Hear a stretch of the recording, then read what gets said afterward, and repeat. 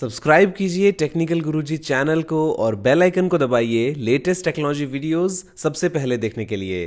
अब देखो, आपके बैंक अकाउंट में लाखों रुपए हैं, मतलब एकदम बढ़िया तरीके से सब कुछ चल रहा है और अचानक से एक दिन आप बैंक कॉल लगाओ और बैंक बोले कि sir account balance is 300 rupees. तो झटका लगेगा भैया, बहुत ज्यादा जोर वाला, बहुत जोर से। आज आप इस वीडियो को देखते रहिए, लाइक और शेयर करते हुए मैं आपको बताऊंगा ऐसे ही एक एक्चुअल केस के बारे में और कैसे आप अपने साथ ये होने से रोक सकते हैं। नमस्कार दोस्तों, मेरा नाम है गौरव, आप देख रहे हैं टेक्निकल गुरुजी। चलिए शुरू करते हैं।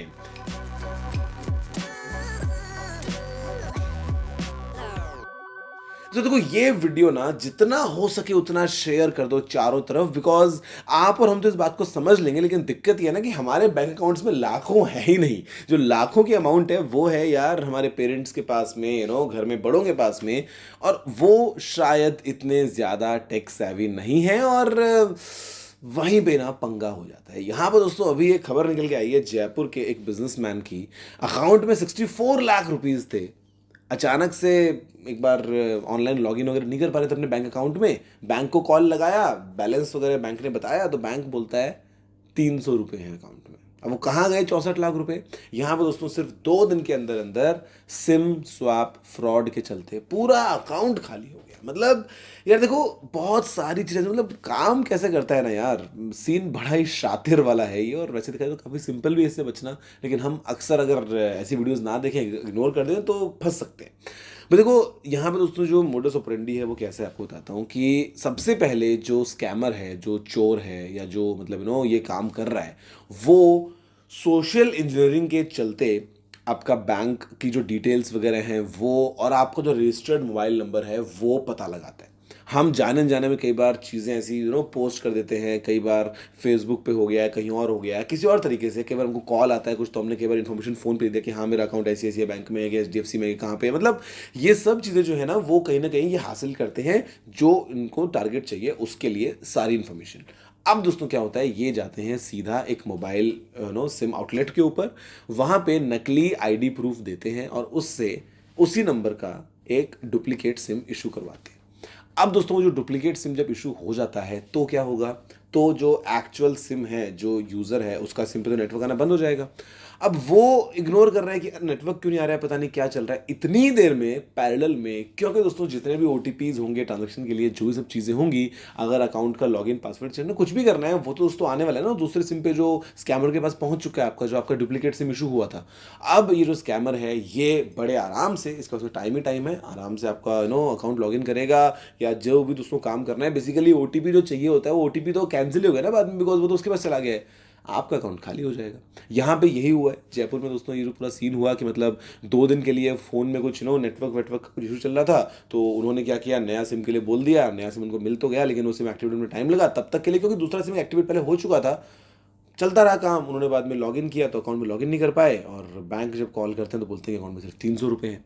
तो यहाँ पे यार ये सब चीज़ों का ध्यान रखना बहुत ज़रूरी हो जाता है।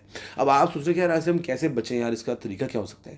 दोस्तों सबसे पहले सबसे बेसिक तरीका कि आप जो भी आपका मोबाइल यूज़ करते हैं, अगर नेटवर्क ना आए, अगर कुछ ऐसा आपको लगे कि यार आपका सिम क्यों काम नहीं कर रहा है, प्लीज़ इंस्टेंटली अलर्ट हो जाइए, इंस्टेंटली अपने लॉगिन आईडी पासवर्ड्स को चेंज कीजिए और जल्दी से जल्दी कांटेक्ट कीजिए मोबाइल ऑपरेटर को सिम नया इशू करने के लिए। मतलब you have to do it जितना जल्दी हो सके। उसको ऐसे आप हल्के में मत लो कि कोई बात नहीं, अभी कोई दिक्कत चल रही होगी, शाम को हो जाएगा, तो हाँ नहीं नहीं नहीं। दूसरी बात, आप अपने जो अलर्ट्स आते हैं आपको ट्रांजैक्शन के, उनके लिए ईमेल का ऑप्शन भी रखिए। सिर्फ SMS के ऊपर मत जाइए, ईमेल भी रखिए कि अगर अकाउंट से पैसा निकला तो आपको उसका ईमेल तो आए कम से कम, ताकि आप ईमेल पे देख पाओगे ना कि भाई आपका क्या चल रहा है अकाउंट का स्टेटस। तीसरी बात, अगर कुछ भी ऐसा हो तो इंस्टेंटली बैंक को ज़रूर कॉन्टैक्ट कर लो यार। मतलब वो 1-2 दिन की बात होती है और उसी 2 दिनों में कहाँ से अकाउंट खाली हो जाएगा हमको कोई आइडिया भी नहीं है। ये जो सिम स्वैपिंग वाले स्कैम्स हैं ना, ये बहुत ज़्यादा चल रहे हैं। एडिशनल बहुत सारी बातें हैं कि आप कभी भी, आपको कुछ ऐसे रैंडम जो कोई SMS आता है, कोई फ़ोन कॉल आता है, कुछ भी, तो आपकी अपनी कोई भी इन्फॉर्मेशन आपको किसी से भी शेयर नहीं करनी है। कई लोग ना ज़्यादा दिलदार बनते हैं सोच के कि अरे हमारा तो पिन लगा हुआ है, हमारे में तो OTP आता है, कोई कुछ कर ही नहीं पाएगा। भाई उन्हीं के साथ में स्कैम हो जाता है बाद में। तो मतलब प्लीज़ अपनी कोई भी सेंसिटिव इन्फॉर्मेशन शेयर करने से बचें। फेसबुक वगैरह पे और बाकी सोशल मीडिया पे कई बार हम जो बहुत सारी चीज़ें शेयर कर देते हैं। कई लोग जो हैं मैंने देखा है जोश जोश में आके अपना लगाते हैं पासबुक की फ़ोटो बैलेंस के साथ, बाकी बोलेंगे मैंने हाइड कर दिया। बट ये भाई क्यों क्यों क्यों वो करतब करने में लगे हुए हो भाई, पता नहीं कब कहाँ कैसे उल्टा पड़ जाएगा ये। तो always avoid that and I think कि आपको समझ में आ गया होगा यार, बिकॉज ये ना लाखों की कमाई वो चाहे हज़ारों की हो चाहे 100 ही रुपये हो यार, अगर आपने अपनी मेहनत से कमाए ना, किसी और का हक नहीं बनता कि वो पैसे आपके अकाउंट से धोखाधड़ी से कोई निकाल सके। तो इसमें चाहे आपकी सेविंग्स कम हो चाहे ज़्यादा हो चाहे जो भी हो, ख्याल रखना बहुत ज़रूरी है। और अगर सुरक्षित रहोगे, सावधान रहोगे तो बचे रहोगे। तो दोस्तों बस फिलहाल में इतना ही। देखने के लिए आपका धन्यवाद। मुझे उम्मीद है आपको वीडियो पसंद आया होगा। अगर आपका कोई और सवाल या सुझाव हो तो आप नीचे कमेंट करना मत भूलिएगा। अगर आपने वीडियो को लाइक या शेयर नहीं किया है तो लाइक भी कर दीजिए, शेयर भी कर दीजिए और चैनल को सब्सक्राइब करना बिल्कुल मत भूलिएगा, क्योंकि मैं आपके लिए रोजाना ऐसी वीडियोज़ लेके आता रहता हूँ। दोस्तों फिलहाल में इतना ही। जय हिंद, वंदे मातरम।